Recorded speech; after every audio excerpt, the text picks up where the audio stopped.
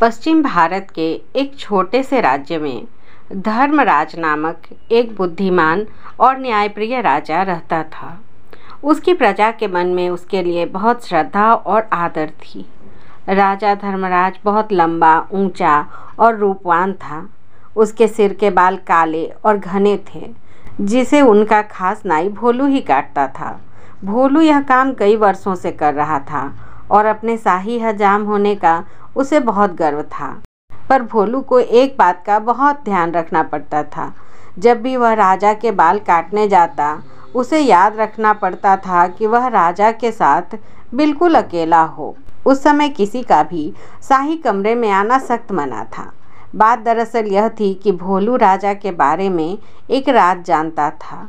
राजा के सिर के दोनों तरफ दो छोटे छोटे सींग उग रहे हैं। यह बात सिर्फ राजा और उसका नाई जानते थे। अब भोलू ने पहली बार यह नज़ारा देखा तो वह भौचक्का रह गया, लेकिन उसने राजा से वादा किया कि इस बात का जिक्र वह कभी किसी से नहीं करेगा। महाराज, आप निश्चिंत रहें, भोलू राजा से बोला। आपका यह राज मेरे पास सुरक्षित है। किसी और को इस बात की कानों कान भी खबर नहीं होने पाएगी। ऐसा सुनकर राजा धर्मराज ने राहत महसूस की। उसे डर था कि अगर लोगों को इस बात की जानकारी हो गई तो राज्य भर में उसकी खिल्ली उड़ेगी। हो सकता है लोग उसका आदर करना बंद कर दें या फिर नए राजा की ही मांग करने लगें। इसलिए भोलू के वादे के बावजूद राजा ने उसे सख्त हिदायत देते हुए कहा, भोलू, अगर तुमने अपना मुंह खोला तो जान लो, सजा तो मिलेगी ही, देश निकाला भी मिलेगा। भोलू हजाम के डर के मारे घिघी बन गई।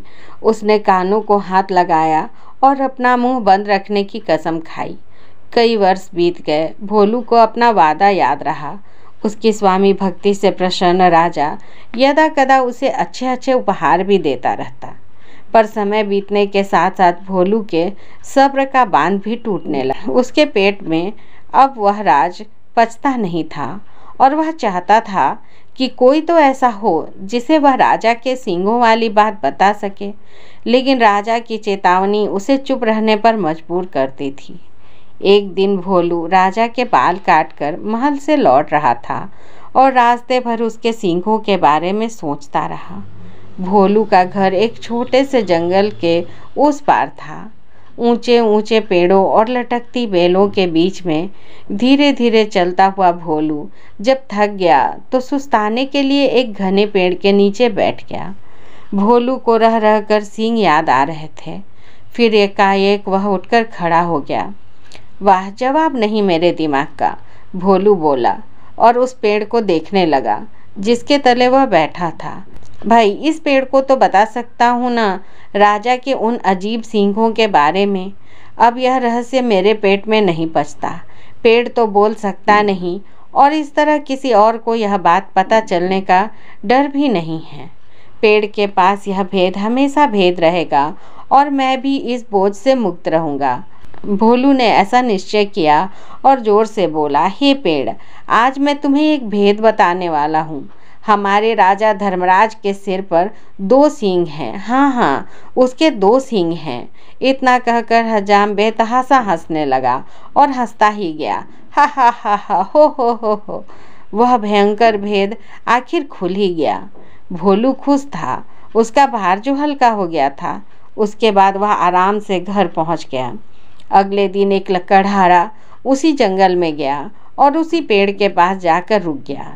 इस पेड़ की लकड़ी तो बहुत शानदार है, इसका ढोल बड़ा अच्छा बनेगा, वह सोचने लगा। फिर क्या था, कुल्हाड़ी के कुछ प्रहारों से ही पेड़ नीचे आ गिरा। लकड़हारे ने वह लकड़ी एक ढोल बनाने वाले के हाथों बेच दी और उसने एक बहुत सुंदर ढोल तैयार कर दिया। यह मेरे जीवन का सबसे अच्छा ढोल है, ढोल वाला खुश होकर बोला। कल बाजार जाकर इसे अच्छे दाम पर बेच दूंगा। अगले दिन ढोल वाला बाजार गया और एक कोने में खड़ा होकर ढोल बजाने लगा। ढोल से बड़ा सुरीला स्वर निकला। ढोल वाला उसकी आवाज़ सुनकर झूम उठा। वह चिल्लाकर बोला, बाबू, यह ढोल खरीदो। कोई है जो इस शानदार जानदार ढोल को खरीदे। धीरे धीरे उसके इर्द गिर्द भीड़ जमा हो गई। लोग खामोश होकर ढोल की मज़ेदार आवाज़ सुनने लगे। भाई वाह, क्या कहने हैं इस ढोल के, एक बूढ़े आदमी ने तारीफ की। तारीफ सुनकर ढोल वाला और भी जोर से ढोल पीटने लगा। तभी उस ढोल में से एक अजीब आवाज़ आई। लोगों के कान खड़े हो गए, उनका दिल धक से रह गया। डम डम डम ढोल बजा। आज मैं तुम्हें एक भेद बताने वाला हूँ। हमारे राजा धर्मराज के सिर पर 2 सींग हैं। हाँ हाँ, उसके 2 सींग हैं। हा हा हा, हो।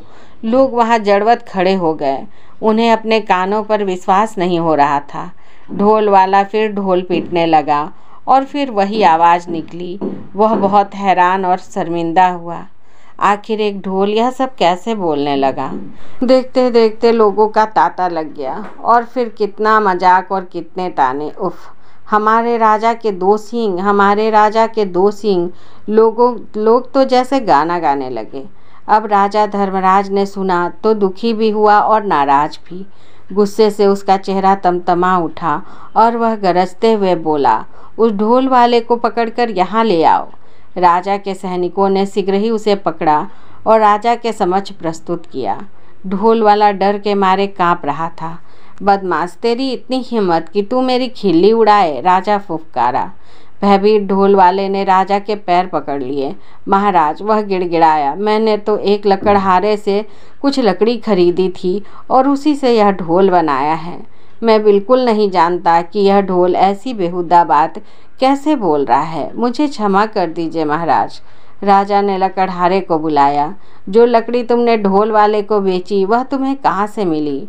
लकड़हारे को काटो तो खून नहीं। डरते हुए बोला, जंगल में एक पेड़ से मिली महाराज। तुम्हारी लकड़ी से बना ढोल बोलता कैसे है? राजा धर्मराज ने, मैं तो खुद हैरान हूँ महाराज। दुविधा में फंसा लकड़हारा बोला, मैं कई वर्षों से लकड़ी काटता और बेचता आया हूँ, पर ऐसा अचंभा पहले न कभी देखा न कभी सुना। अब राजा परेशान, लकड़ी कैसे बोलने लगी? राजा और उसके दरबारी निरुत्तर थे, पर राजा धर्मराज ने भी ठान लिया कि इस घर के भेदी का पता लगाकर ही छोड़ेगा। वह सोचने लगा, उसके अलावा सिर्फ एक ही व्यक्ति यह भेद जानता था और वह था भोलू नाई। पर भोलू तो इतना निष्ठावान है कि इतने सालों बाद भी उसने अपने मुंह को ताला लगाए रखा है। नहीं, भोलू ऐसा नहीं कर सकता। फिर भी उसने एक बार भोलू को बुलवा भेजा। भोलू को जल्दी से हमारे सामने पेश करो, वह अपने सैनिकों से बोला। भोलू नाई आया, ऊपर से नीचे तक थरथराता हुआ। भोलू, एक तुम ही हो जिसे मेरा भेद पता था। तुमने और किसे बताया? सच उगल दो वरना सजा पाओगे। महाराज, डर से भोलू हकलाने लगा। आप तो जानते ही हैं मैंने कितने वर्षों से अपना मुंह बंद रखा, पर मेरे लिए यह बात छुपानी मुश्किल हो रही थी। मैं चाहता था कि कोई तो हो जिसे मैं ये राज बता सकूं। बोलते बोलते भोलू रुक गया और सिर झुकाकर खड़ा रहा। बोलते रहो, फिर क्या हुआ? राजा धर्मराज रुखाई से बोला। भोलू धीरे धीरे फिर बोलने लगा। एक दिन जब मैं जंगल के रास्ते से घर लौट रहा था, मैं आराम करने एक पेड़ के नीचे बैठ गया। बस आपके बाल तब काट कर ही आ रहा था और इन सींगों के बारे में भी सोच रहा था। काश मैं उनके बारे में किसी से बात कर पाता। आखिर मैं भी इंसान ही हूँ। तभी मेरे दिमाग में एक बात आई और मैं पेड़ को यह राज बतलाकर हल्का हो गया। सोचा कि पेड़ को बताने से क्या नुकसान, क्या मालूम था कि इसकी लकड़ी ही बोल पड़ेगी। अब समझा, बुद्धिमान राजा ने पहेली बूझ ली।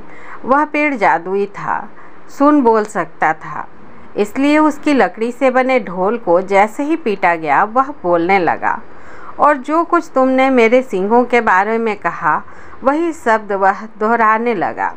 जादुई ढोल की उलझन सुलझाने के बाद राजा ने भोलू नाई की तरफ देखा। भोलू शर्म से सिर झुकाए खड़ा था। लकड़हारा और ढोल वाला भी हाथ बांधे सजा का आदेश सुनने के लिए खड़े थे। राजा धर्मराज बुद्धिमान ही नहीं, न्यायप्रिय भी था।